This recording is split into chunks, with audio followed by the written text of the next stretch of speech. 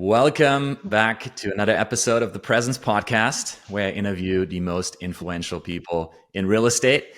And my guest today is Meyer Lucas, who's a founding agent at Compass and leads the Meyer Lucas Team in Florida, which does 100 million in annual sales. So a question I often get asked is, what's the one marketing tactic? If I could only recommend one, what's the one I would recommend above anything else? And my answer invariably is Google Business Profile. I found it to be an incredible tool for organically generating leads. And Holly has cracked the code on Google. So in this conversation, we will get into how much business she generates from her Google Business Profile and exactly how she utilizes this marketing tool. So Holly, welcome to the show. Thanks for having me. Yeah, thanks for being on. Let's start with the results you're currently seeing from Google. How many calls are you getting per month? How many of your clients are finding you on Google? Yeah, so Google, it's so funny, the way that you and I even figured this out. Like, to me, it's above Instagram, it's above every single platform. I would argue it's even above our website, but you can't really do the Google Business Profile without having a good website, right?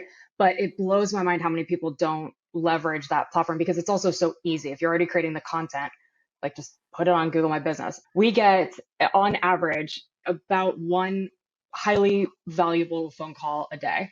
So meaning we get tons of other phone calls that end up, where people are just, there is that with Google My Business for sure. But we get about one, come list me, I want to work with you type phone call a day. That's incredible. Yeah, just want to pause on that for a second. And note how unbelievable it is to be getting a phone call a day, a real phone call a day that has a high likelihood of converting into a client. It is. Well done. And it's love that you're pointing that out because it is so, when you start any business, it is so mother trucking hard to make your phone ring, like in any capacity. And before Google gave us these business profiles, you had to do all kinds of fancy footwork to get people to find your phone number and call you. And now they've made it so easy. And it blows my mind how many businesses don't take advantage of it because we've been using it since like 2017, 2018, around that time. And take us back to when that first launched. How did you get started? Yeah, so I had the cheat code. My brother works at Google and has for many years, and he's in the Bay Area. And the second they launched that product, I was on it like white on rice. We were the only real estate company that had a Google profile for, I want to say like a year in our area, which is unbelievable. So I had the hack for sure. And how long did it take before you started seeing results? It was like magic. Magic. But I will say that in order for it to work, and this is still true now, in order for it to work, you have to feed the machine high quality content. You have to follow their rules. You have to respect their boundaries. And I've seen so many Google My Business profiles now that you can tell where they're just messing up because they're not playing by the right rules. One thing also that helps us tremendously is we have a lot of reviews on there. It's hard to be successful with that profile if you don't have reviews, and it's impossible to get reviews if you don't do business. So if you're newer, it's like kind of a, because they sniff out fraudulent reviews pretty heavily. Yeah. And I want to ask you about fake and negative reviews. So maybe that's a good segue. How do you deal with those if you do get them? Yeah. So we've had 4 1-star reviews over the last 8 years. Every single one of them came as a result of someone reaching out about a rental that we had and where we couldn't get them qualified or we didn't respond to them fast enough or they just were frustrated. And it's funny when you read them, you can tell that their feedback is actually legitimate. Like we just couldn't get to them fast enough or we dropped the ball. And that is the liability of a Google My Business profile. If you're not equipped to take the calls, you'll get roasted by people. Yeah. When you do get a negative review, what steps do you take? So we've had a handful where I've had a handful where it has been a genuine, like either fraud or like a competitor just shit talking. I've had those removed because I'll demonstrate that we didn't actually work with them. So when they are the 4 that are legitimate, I'll respond to them and I'll thank them for their feedback and promise to do better next time. Your average score is a 4.9. So clearly you're doing something right. So what would you tell agents who just set up their Google Business Profile and are looking to get their first 10 reviews? So I'm going to give this two different categories because in real estate, with anything marketing, I always say they're two different sets. So there are people that have a team of marketers that work with them. So I have a full marketing department. I have 30 people that work here. And then there's solo agents whose bandwidth is limited. Okay, if you're a solo agent, your bandwidth is limited. Google My Business is going to be your best friend because you can really repurpose content and you can repurpose so much onto that platform. It allows links, it allows embedding videos. You don't have to massage things too much to be able to take advantage of the platform. You can leverage AI. You can write blogs and posts, and you'll grab so much SEO for your website just by filling. So I would time block in the morning. I would literally take 30 minutes in the morning and feed the Google monster. If you have a team and you have a marketing team behind you, that's where you can go 7 layers deeper and you can look at your analytics and you can look at what's landing with the audience. You can really unpack what type of content works on Google My Business. So things that we've found that work are like things to do for 4th of July is like we dominate that page because it's in our Google My Business profile. It also is an important thing to know. It also lives on our blog. So we're like double dipping on the SEO there. Happy hours in best happy hour in Jupiter, things that people are already freestyling searching anyway. And if you have a marketing department, everybody knows like how that game works. So that's like the 1 layer deeper. But if you're a solo So agent, you're just taking feed it. so you're taking blog content and you're publishing that blog content to your Google business profile with a link back to the website. And for each blog post, you create a short summary that you include in the post. Is there anything else you do to ensure these posts work well on Google? Google likes the format very specifically. So if they're asking for Yeah. something 1080 by 1080, you give it 1080 by 1080, and they change it constantly.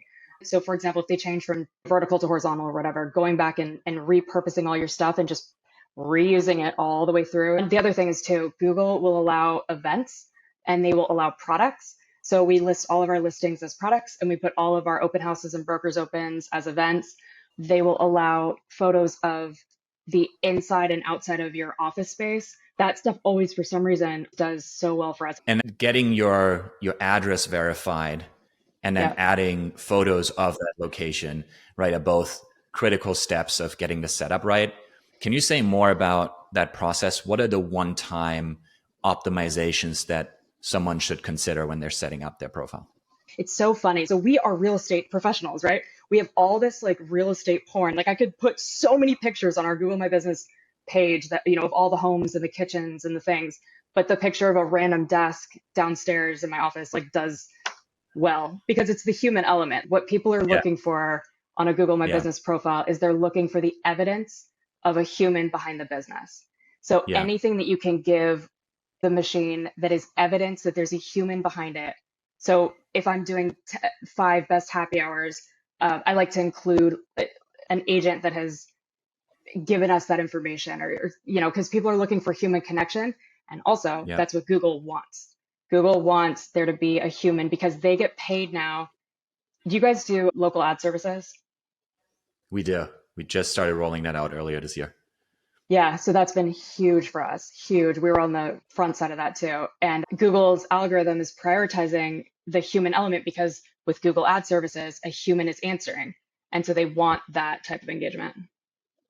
Yeah. Can you give me some more examples of the type of content you're putting on there, the type of topics, the type of imagery?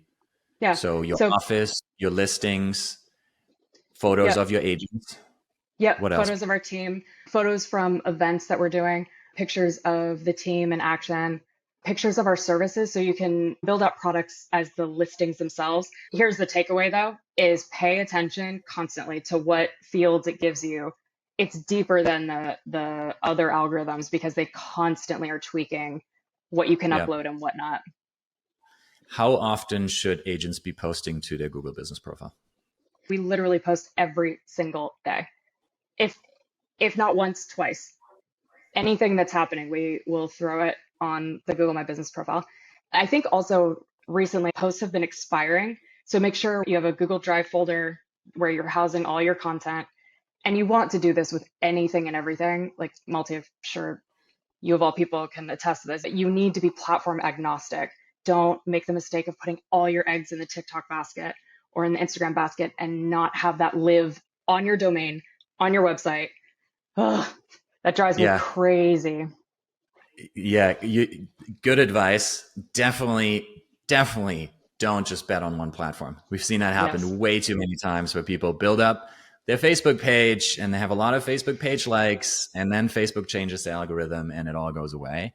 Yes. How do you repurpose content? And can you give me an example of a piece of content that you've used across multiple platforms? Yeah. So if you're going to bet on a platform, bet on your domain, bet on the one that you own. So your website, everything should live on your website. I can't even tell you how many pages we have on our website. I built it in house, which don't do that. That's a mistake. Hire luxury presence to do it. If I could undo one thing about my business, it would be that. Have your content live on your website so that you can repurpose it in real time and update it in real time. Here's an example. The holidays are coming up. So one of our best pieces of content is where to see the lights in Jupiter, something that people Google. You want to name the slug in your on your website. You want it to be exactly what you think people are going to search for. So what we Yep. do is that page, I'll update it every year, keeping the slug the same, but I'll update it every year. And Google, the algorithm loves that. When you take something, refresh the photos, make sure they're geotagged. Oh, that's the other thing with Google My Business. Your pictures need to be geotagged to your location. So everything that you upload onto Google My Business and onto your website needs to be geotagged with not only your location where you physically are, but around the area. Because the Google My Business profile, you'll want to click that you service a surrounding area, not just one location. You're not a retail store, you're a service provider. So it wants to see that you're in all of those locations. And you're talking about the metadata of the photo itself, Yes. including the location where the photo was taken, because Google likes to understand that your photos were actually taken in the area that they're ranking you for. That's it. Correct. Our iPhones have made it easier than ever. In fact, if you're listening to this and you don't know what we're talking about, go into the Photos app and swipe up on one of your pictures and you'll see it there. They just Yeah. added that, which is Great advice. 10 for 10. And I would bet that 9 out of 10 agents are not doing this. Definitely a hack that even very few SEO experts know about. Great advice. My next question for you is about how you actually come up with this content. How do you come up with content ideas? Anything that you're interested in, put it on Google My Business. Anything that touches anything home related or just put it up there. I think part of our secret sauce for my company has been that I am a creator naturally. So if you give me 15 minutes, I'll give you 15 ideas that'll probably go viral. Like that's just how I am. Yeah, You're I like love that that. too, right? Same thing. I think a lot Yeah. of CEOs are, right? Yeah. We talk to clients all the time. This is where a lot of my ideas for content come from, is by hearing from agents about the problems they face, the questions they ask, and just I have a notes page where I just keep track of questions I've been asked, and that turns into content ideas for my marketing team. For that Yeah. actual content creation step, what does your team look like? And at a high level, what does the process look like? Yeah. So we live in Canva. I am a Canva junkie.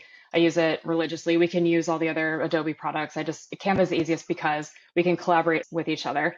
All of our design templates and everything are in Canva, but we freestyle a lot of things. And I think one of the reasons why our Google My Business page ranks highly is because our content is diverse, and it's important to know that too. It differs from other people's like Border, and that's one thing I've noticed lately, like since we've changed.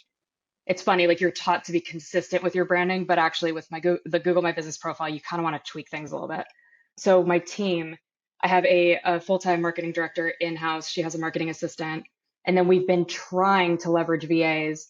And I would love to hear your advice on leveraging VAs, because we repurpose our Google My Business stuff into Instagram and Facebook and everywhere. It has to be local and it can't be wrong. Yeah. I recommend using VAs for admin and more of the back end focused tasks, and to always have editorial oversight. No matter what the content is, having someone who knows the local area and who's a great writer who can uphold the bar for quality when you're putting out that much content. Yeah. I think one What's thing that your makes or breaks a profile also is having a good writer overseeing it. Don't sleep yeah, on good writing. yeah. What's your approach to asking for reviews? We struggle with this. I hate asking people for help. It's like my Achilles heel. And with the reviews, that's what you're doing. You're asking people to support you and to help you. And we do have 100 reviews. I've sold over 1,000 homes though, and helped countless more people. So we should probably have more. But this is one thing that I really struggle with. And I'm saying that because I think a lot of people can relate to that. We send out an email that has, our profiles and ask people to review us there. But if you learned something watching this or listening to this, send me a review. It's great. Yes. Where can people find you on social and on Google? Just Google Meyer Lucas and we'll come up.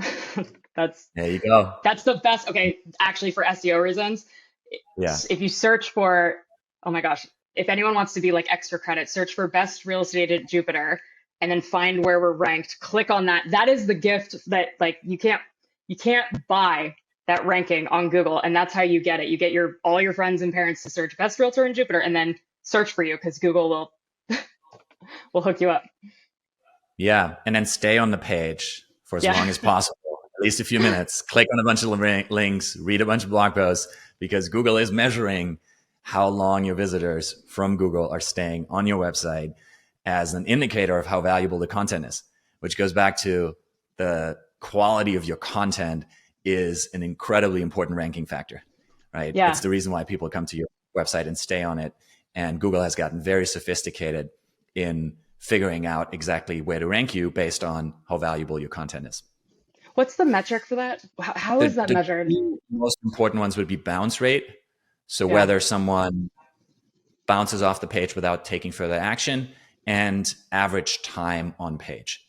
So the more valuable the content, that's why long form text tends to perform so well on your blog, because people are going to scroll and read through all of the sections. That's why embedding a video, ideally a YouTube video, in a blog post tends to perform so well, because people are going to stop, click the video, watch it, and they're going to be on that page for minutes, which again is a great ranking factor.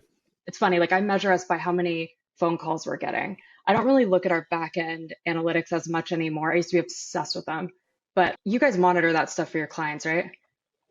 That would be so valuable. We set up every client with Google Analytics and provide them with reports on a monthly basis so they can see how many sessions, how much traffic, what the bounce rate is, how much time on page is being spent, where the traffic is coming from, all of those metrics. If I could undo one thing, it would be our website. If I wish I had just hired a company like yours to just do it.